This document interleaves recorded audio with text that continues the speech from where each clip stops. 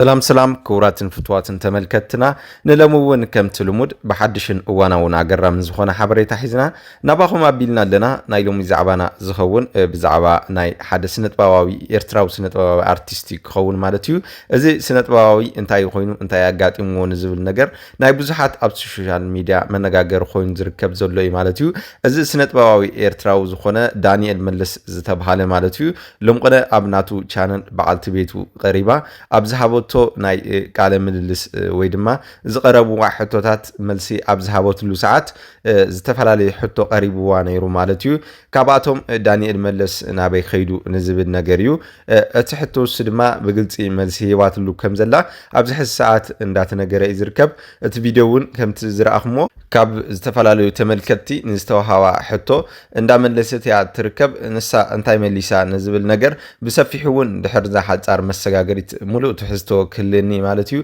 سناي صانحيت سناي مكتال كونو لكم داتمنخو شير لايك سبسكرايب بمغبار نزا دولون حدش كمطكم منتان اذا دولون كليك بمغبار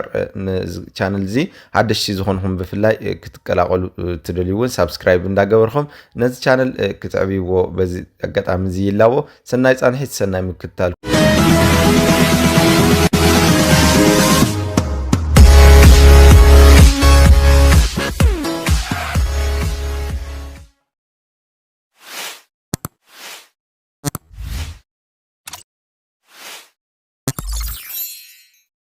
داني أب ساعات زي أب أدي سهوا يلن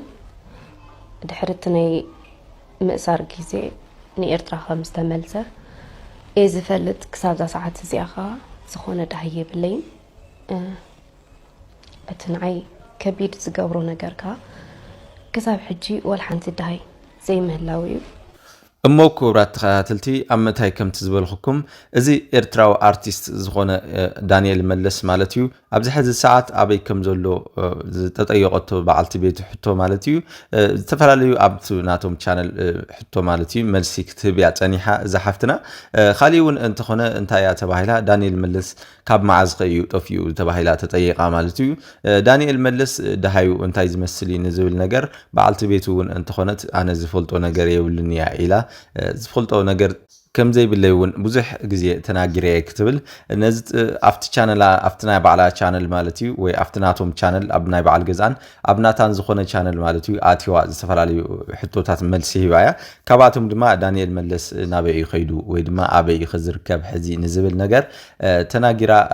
ملسي هواتو الله مالتي انتهي عيلا أنا زفلتو نجر يبلين كبتاش عمالتي أتحيزو اسكب حزي دهايو أي فلتني أكتبل تناجرا زلا كب معز مالتيو كورات تخاتلتي ابزخونه ساعات ابوانا كتما ايتيوبيا اديس ابابا مالتيو ابز نبرنا ايرتراوያን مغفاف ويدما ايرتراوያን ناب عدوم اب مسداد زركب زنبره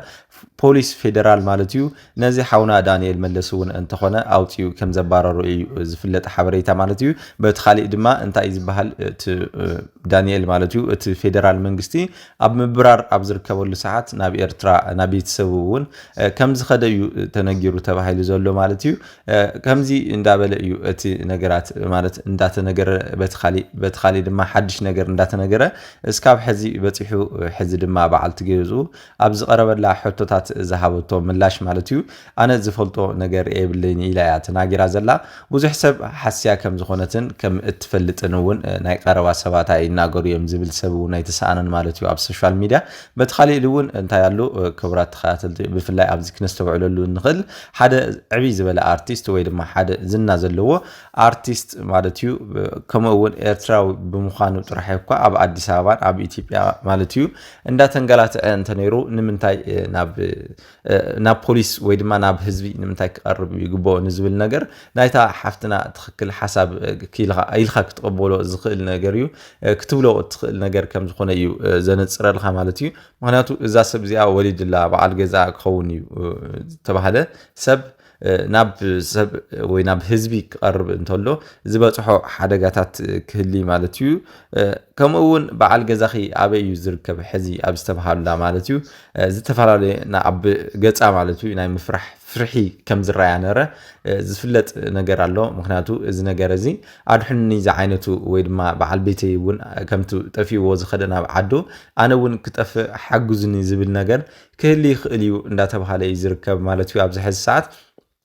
ንሕዚ ድማ በቲ ካሊእ ጉዳይ ተመፂኡ ኣሎ ማለት እዩ እንታይ ተባሂሉ ዘሎ ጉዳይ ዳንኤል መለስ እውን ደሃዩ ረኺብናዮ ኣለና ደሃይ ኣለና ዝብሉ እውን ፈተውትን የዕርኽትን ተረኺቦም ኣለው ተባሂሉ ኣሎ እዚ ኣብ ሶሻል ሚድያ ብፍላይ ኣብ ዩቲዩብ ቻናላትን ከምኡውን ኣብ ቲክቶክ እውን ኣብ ፌስቡክ ዋላ እንተዘይተረፈ ኣብ ኢንስታግራም እውን ወፂኡ ዘሎ ሓበሬታ እዩ ማለት እዩ ኣብዚ ሕዚ ሰዓት ብፍላይ እሳ ኣብ ዝተጠየቀቶ ኣብ 5-6 መዓልታት ማለት እዩ ኣብ ዝተጠየቀቶ መዓልታት ንሳ ዝሃበቶ ምላሽን እቶም ፈተውትን የዕርኽትን ዝነበሩ ዝሃብዎ ምላሽን ካሊእ ኮይኑ ዝርከብ ወይ ድማ በቤንቱ ከም ዝኾነ እዩ ዝፍለጥ ዘሎ ማለት እዩ ኣብዚ ሕዚ ሰዓት ብፍላይ እቲ ዝወሃብ ዘሎ ክቡራት ተኸታተልቲ ንምንታይ እዩ ነዚ ነገር እዚ ክወፅእ ኽኢሉ ንዝብል ነገር ዳንኤል መለስ ብሂወት ከም ዘሎን ኣበይ ከም ዘሎ እውን ከም ዝፍለጥ ዕርኽቱ ሚስጥር ሒዞሞ ከም ዘለዎ እምበር ዳንኤል መለስ ኣለው እዩ ንተመልከተይ እውን ኣብ ፅሕለይ ከም ዝበለ እንዳተናገሩ እዮም ዝርከቡ ማለት እዩ እዞም የዕርኽቱ ዝነበሩ ወይ ድማ ዕርኽቱ ናይ ኣብቲ ኣዲስ ኣበባ ዝነበሩ መሳርሑትን ካልኦት ናይ ፈተውቱ ናቱ ቤተሰብ ዝኾኑ ከም ተናገሩ ዝሕበር ሓበሬታታት እንዳወፀ ዝርከብ ኣብ ማሕበራዊ ሚድያ ካሊእ እውን እንተኾነ እቲ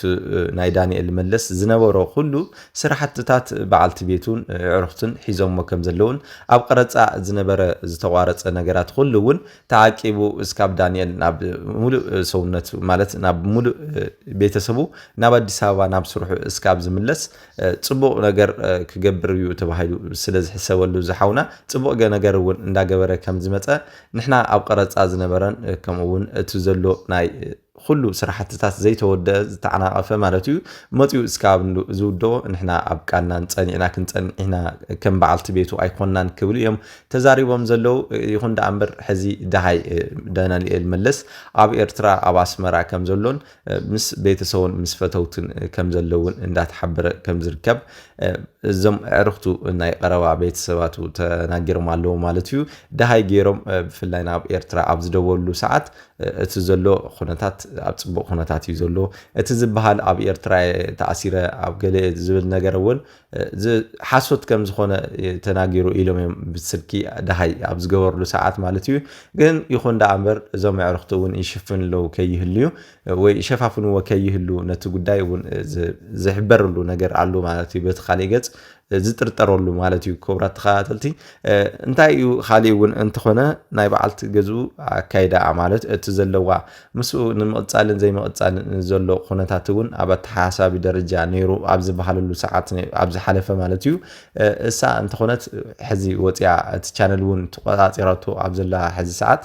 ዝተፈላለዩ ሓሳብ ይሂባ ኣላ ማለት እዩ እዚ እንታይ እዩ ናበይ ብርኪ እዩ ክበፅሕ ንዝብል ነገር እውን ሓደ ነገር መፍለይ ክህሊ ማለት እዩ እዚ ኩሉ መልሲ ዝህበሉ ግን ዳንኤል መለስ ናብ ስሩዕ ስርሑ ምስ ተመለሰን ከምኡውን ካብ ዘለዎ ቦታ ካብ ዘለዎ ፀገማት ወፂኡ ናብዚ ዝሐሸ ብርኪ ዝበሃል ወይ ኣብ ኣዲስ ኣበባ ከምቲ ዝነበሮ ከምቱ ፌመስ ኮይኑ ወይ ድማ ኣፍልጦ ዝረኸበሉ ዓዲ ኣዲስ ኣበባ ማለት እዩ ተመሊሱ ዘህቦ ምላሻትን ከምኡውን ንበዓልቲ ቤቱ እንታይ ይብላ ንዝብል ነገር እውን መፅኡ ማለት እዩ ዝህሊ ሓበሬታ ክህሊ በዓሉ ማሽ ዝበሉ ማለት እዩ ክቡራት ተኸታተልቲ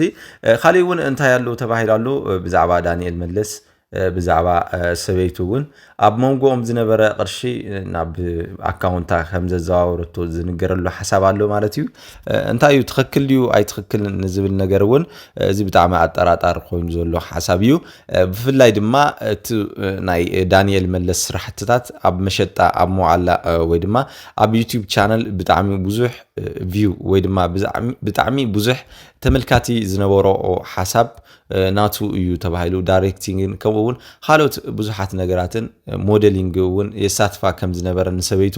ኣብቲ ሞዴሊንግ ዘሳተፈላ ሰዓት ድማ እቲ ቅርሺ ንዓኣ ከም ተወስዶ ዝነበረት ናብ ቤተሰባ ከም ትልእኮ ዝነበረት እዩ ብዙሕ ሰብ ዝናገር ዳንኤል እውን እንተኾነ ካብ ቀረባ ናይ ዕሩክቱ ዝኾኑ ዝናገሩ ማለት እዩ እዚ ዳንኤል ኳ ብዙሕ ዝናገር ሰብ ዓይነት ኣይኮነን ወይ ድማ ህድእ ዝበለ እዩ ንዕሩክቱን ፈተውቱን ግን ሓደ ማለት እዩ ዘማኸሮም ሓሳባት ካብኣቶም ሸሊኹ ንዝወፅ ነገር ግን ኣነ ዝረኽቦ ቅርሺ ካብኣ የብለይን እሳያ ጥራሕ ካብኣየ ትጥቀም ነይራ ሕዚ ግን ኣብ ናቲ ዩቲዩብ ቻነል እውን ወፂያ ትናገረላ ዝብል ሓሳብ እውን መፅኡ ክህብ ወይ ምላሽ ክበሉ ይኽእል እዩ እንዳተባሃለ ይዝርከብ ዘሎ ማለት እዩ ኣብዚ ሕዚ ሰዓት እና በቲ በለ በቲ እዛ በዓልቲ ገዙ ናቱ ፅቡቅ ትምነይ ኣይትምነይን ዝብል ባዕላን ፈጣርን እዮም ዝፈልጥዎ ነገር እዩ ማለት እዩ ወይ ዝሓስብዎ ነገር እዩ ብዝኾነ ግን እሳ ወፅያ ኣነ ዳሃይ ዝበሃል የብለይን ኢላላ እቶም የዕሩክትን ፈተውትን መሳርሕትን ዝኾኑ ድማ ኣይትጨናነቁ ዳሃይ ኣለና እዩ ዳሃይ ዳንኤል መለስ ሓውና ኣብ ቦቱ እዩ ዝርከብ ኣብ ፅቡቅ ኩነታት ኣሎ ዝተፈላለዩ ፀገማት ክህልዩ ይኽእሉ እዮም ብርግፅ እቲ ፀገም ግን ፈንዲኻ ወይ ፈንፂሕኻ ናይ ምውፃእ ተኽእሉ እውን ኣብ ዳንኤል ጥርጥር የብልናን ናብ ሙሉእ ስርሑን ናብ ዝነበሮ ኩነታትን ከም ዝምለስ ድማ ተናጊሮም ኣለዉ እዚ ዝግበር ዘሎ ናይ ሶሻል ሚድያ ሓሶትን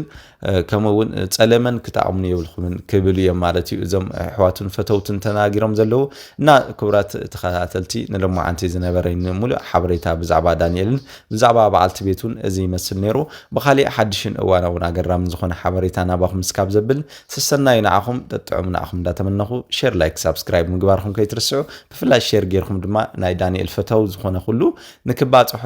ክትገብሩ በዚ ኣጋጣሚ ይላቦ ድሓን ኩንታ ስሰናይ ጠጥዑም ንዓኹም